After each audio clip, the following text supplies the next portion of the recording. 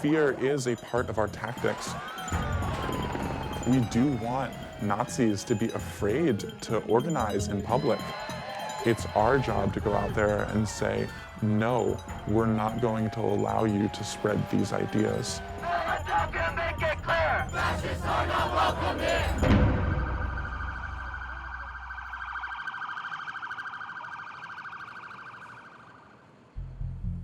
Politically, I'm an anarcho-communist and I'm an anti-fascist, and right now I'm focusing a lot on that anti-fascism.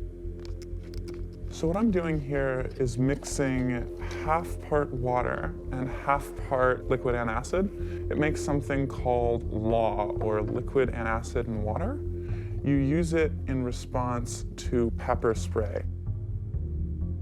We get a lot of accusations that we're doing this for kicks, that we're doing this because we're violent teens who just want to see violence happen.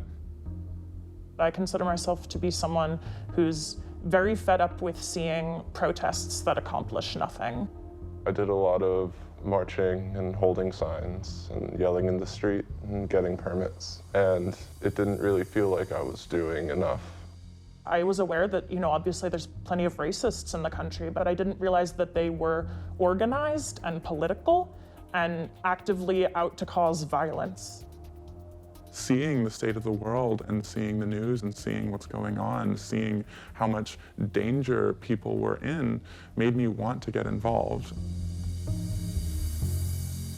The term Antifa is short for anti-fascist, and as many people know, anti-fascism dates back to fascism. So we can see anti-fascists battling Mussolini's black shirts in Italy, standing up to Hitler's Nazis. And today, a lot of anti-fascists draw from the European tradition, and really it's at the front lines of physically confronting fascist and white supremacist organizing in the United States today. There is no one organization called the Black Bloc. It's dozens, hundreds, thousands of autonomous organizations all across the country and all across the world.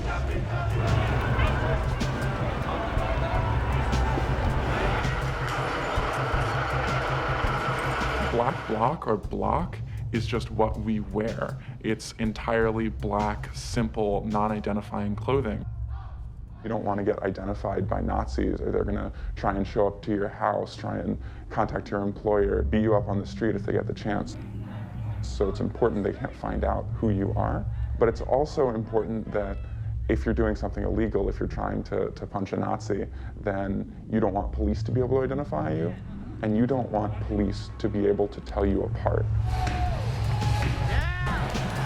Antifa really exploded into the headlines in response to the disruption of the Milo Yiannopoulos event back at UC Berkeley in February, where masked Antifa broke windows and created enough of a disruption for the university to cancel the event.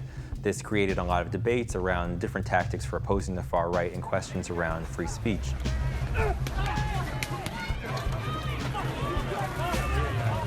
Street violence is actually one of the last resorts for anti-fascists. The first line of defense is just finding out who the local Nazis are. People will post online with Nazi flags and post about the marginalized groups they want to kill.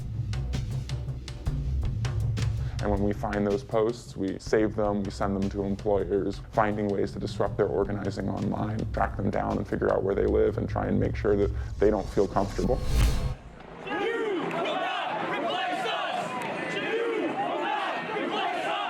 There has been an increase in neo-Nazi organizing since the Trump campaign started, and they've absolutely been more active. The Jeremy Christian killings, the killings in Charlottesville, those are not the acts of individual people. Those are the acts of a political movement. Personally, I'm Jewish, I'm a trans woman, and I'm queer, and those are related.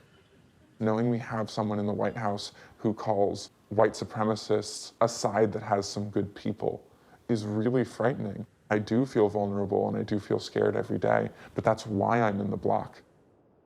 When you are a queer person or a disabled person or a person of color, you don't get to really step back and say, I don't want to be politically active, because your life and your existence is constantly in dispute. To suit up in block and go out there with your comrades provides me a feeling of safety that I wouldn't otherwise have. When we appear in the streets, we're trying to stop these people from having proud marches where they can recruit and say it's safe to be a fascist. And we want to go out and say, no, you can't do this. We're going to fight back. We can make America great again! Antifa knew before the Trump rally in Philadelphia that it was not just a Trump rally, that American Vanguard, who desecrated a Holocaust memorial with anti-Semitic messages, were going to be there with weighted motorcycle gloves trying to beat people up.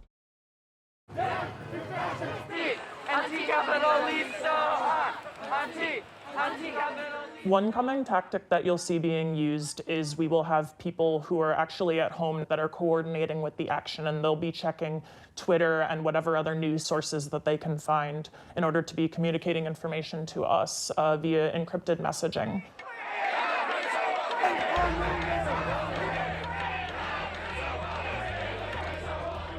It's important that we don't give the state a monopoly on violence. The police are part of the executive branch. The police serve Trump, who's a fascist. Police violence is no more justified than anti-fascist violence. Who do you protect? Who do you serve? Who do you protect? Who do you serve? Two common tactics employed by cops are snatching individual people and stragglers, and then kettling or like surrounding the whole group.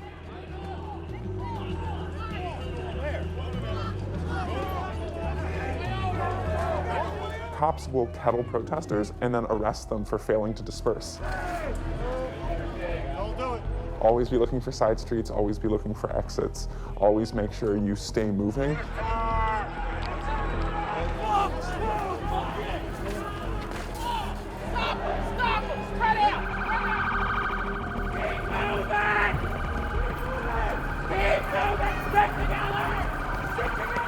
You'll hear people shouting "tighten up" all the time, and that means that you have to stay together as one cohesive body. The most violent people at any protest are the police.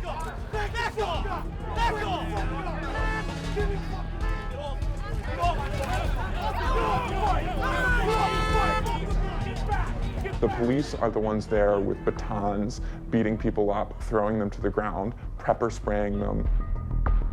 I've gone home with bruises. I've had friends go home with broken arms, dislodged eyeballs, brain trauma.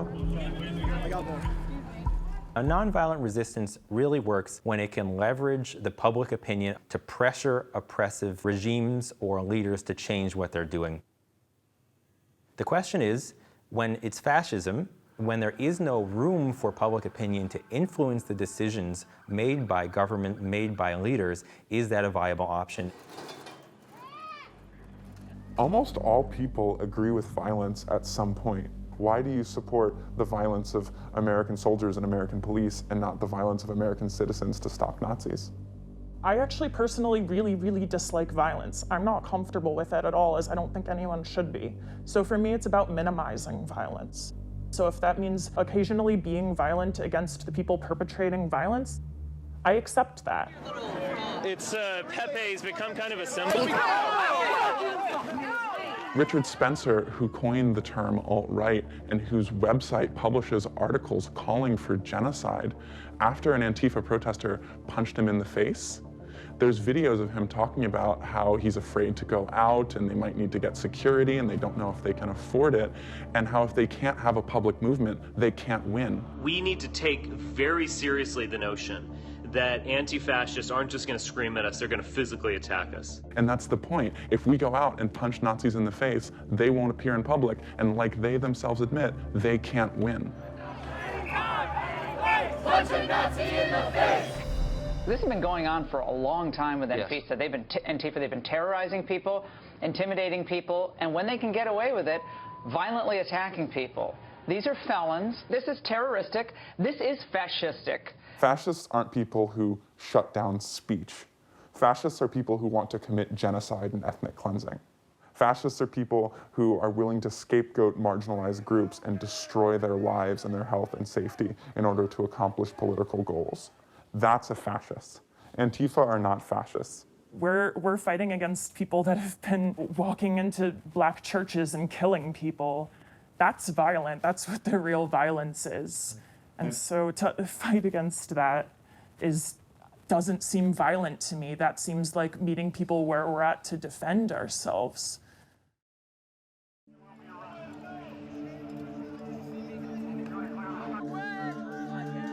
When the tragedy in Charlottesville occurred, when Heather Heyer was murdered, the mainstream media acted like the presence of hundreds of armed neo-Nazis was a huge surprise.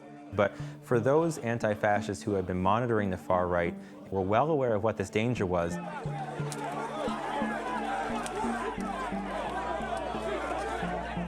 Charlottesville was a really important turning point because it was the first time that there was no choice but for the media to show what was happening in a way that made the public understand who we are as anti-fascists. We have replaced you! They saved our lives, actually. We would have been completely crushed like cockroaches if it were not for the anarchists and the anti-fascists, because the police had pulled back and just allowing fellow citizens to go at each other. There was at least about a week in America where anti-fascists were considered to be people that you could respect.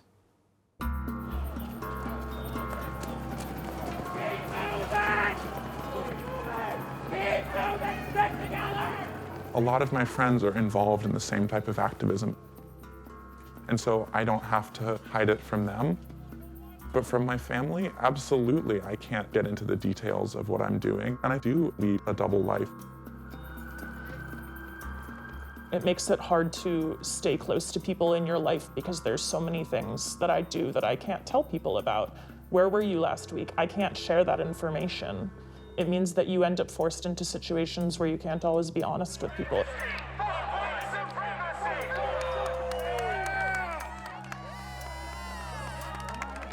My community is other anti-fascist people. These are the people who helped me through some of my toughest struggles. And so I am able to feel like I have family. There's a feeling of obligation and doing what's necessary in order to make the world a little less of a scary place.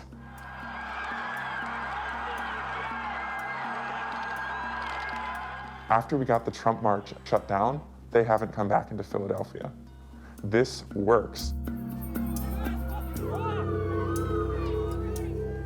The Trump election has invigorated and empowered white supremacists and neo-Nazis, but it's also invigorated and empowered the left.